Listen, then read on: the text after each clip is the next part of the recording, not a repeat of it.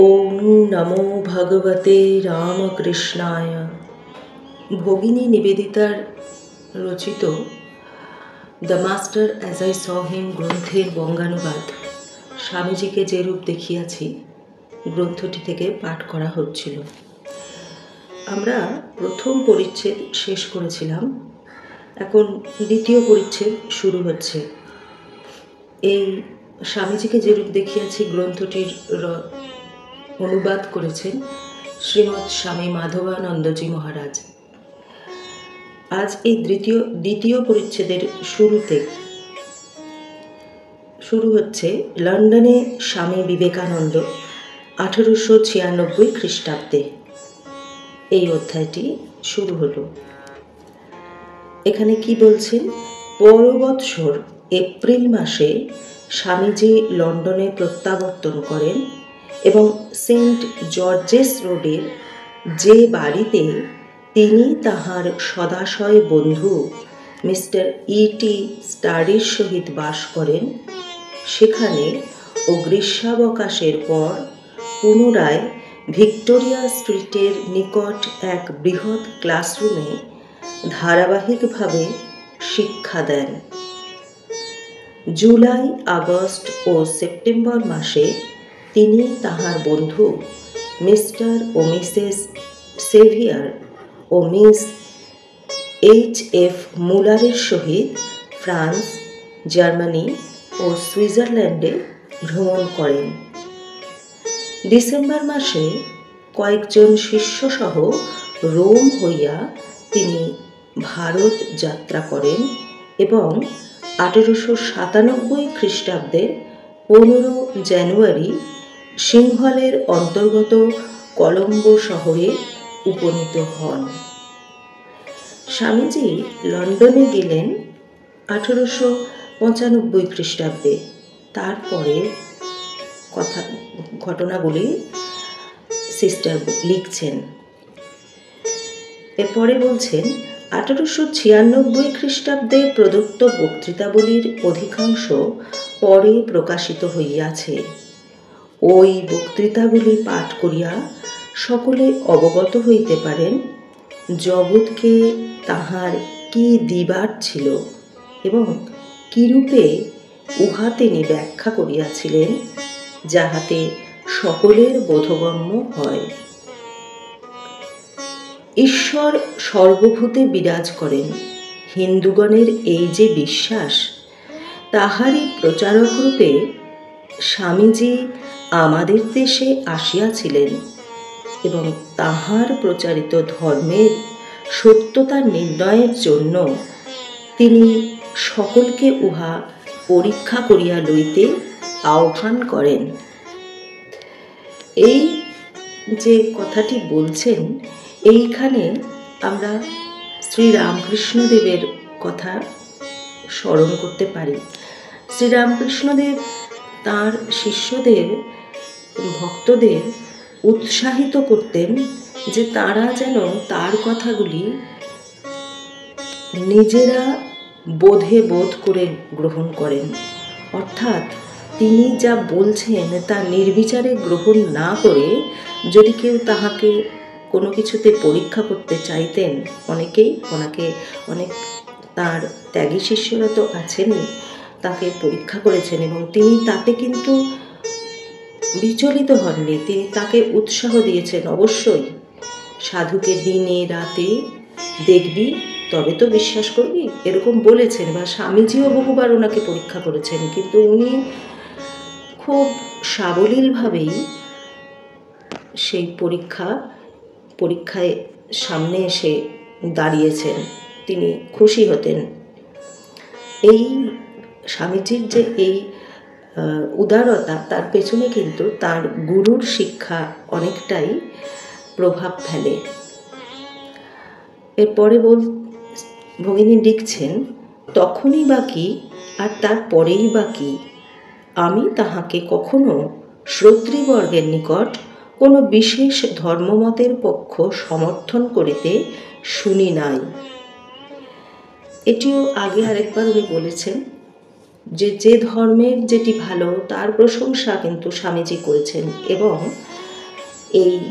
এইটি পাঠ করেও আমাদের মনে শ্রীরামকৃষ্ণদেবের কথাই মনে আসে, যিনি মূল বিভিন্ন মূল যে কয়েকটি বিশেষ মূল ধর্ম কয়েকটি, সেগুলি তিনি নিজে অনুষ্ঠান করেছেন এবং জগৎকে বলে গেছেন কি না, সকল ধর্মেরই একটাই লক্ষ্য, ঈশ্বরকে জানা, অর্থাৎ আত্মজাগরণ, সেটি কিন্তু তিনি বলেছেন।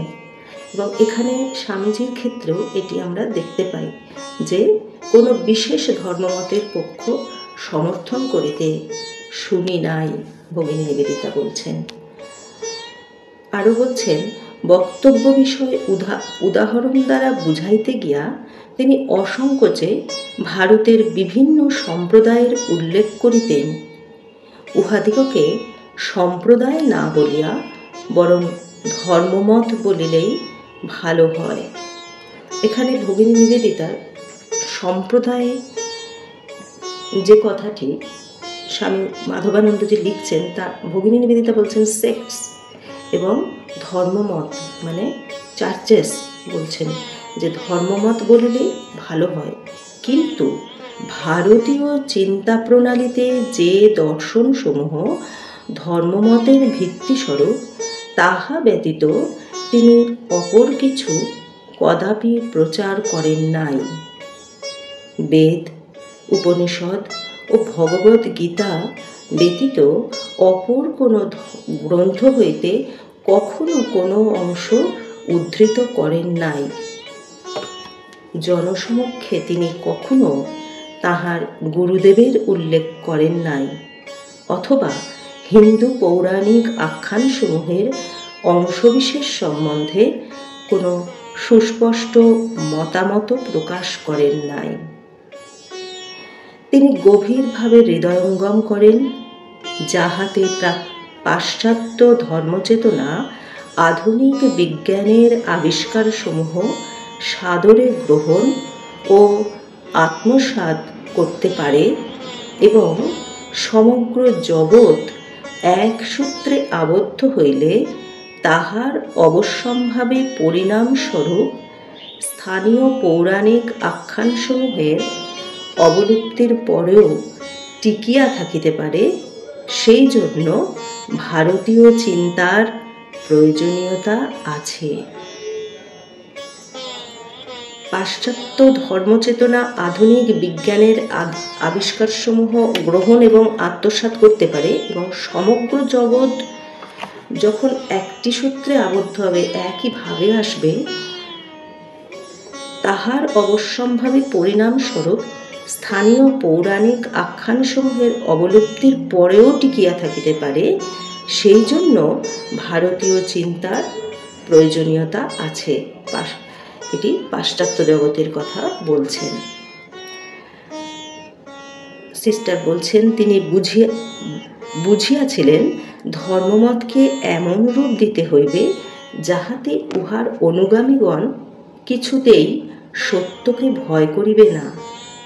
এক বক্তৃতায় তিনি আবেগভরে বলেন, বিচারমূলক ধর্মের উপরেই ইউরোপের মুক্তি নির্ভর করিতেছে, অর্থাৎ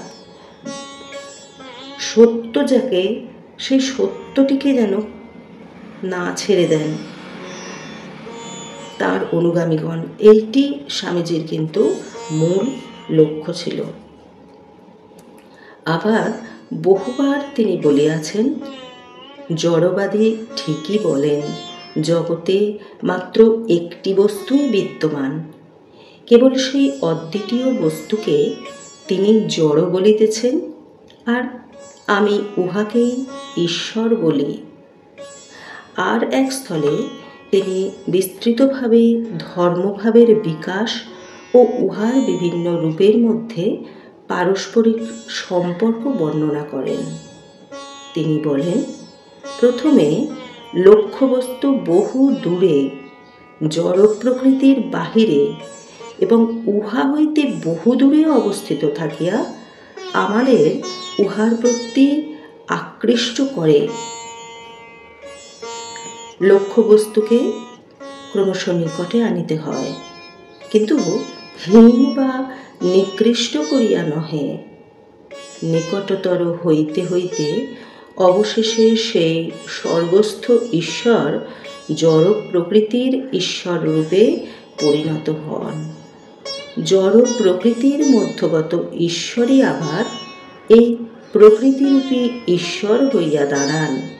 ক্রমে যে ঈশ্বর এই প্রকৃতিরূপী, তিনি এই দেহমন্দিরের অধিষ্ঠাতা ঈশ্বর হন। তারপর এই দেহমন্দিরে তিনি এবং সর্বশেষ তিনি মানবাত্মা এইরূপ হইয়া যায়। অর্থাৎ ঈশ্বর তো একটি, এক, সেই কথা বলছেন। ভগিনী বলছেন, এইরূপে জ্ঞান চরম সীমায় উপস্থিত হয়। এটি স্বামীজির কথা। ঋষিগণ যাহাকে এই সকল স্থানে অন্বেষণ করিয়াছেন, সেই আত্মা আমাদের হৃদয়েই অবস্থিত। তত্ত্বমসি, তুমি সেই, হে মানব, তুমি সেই। ওম শান্তি শান্তি শান্তি।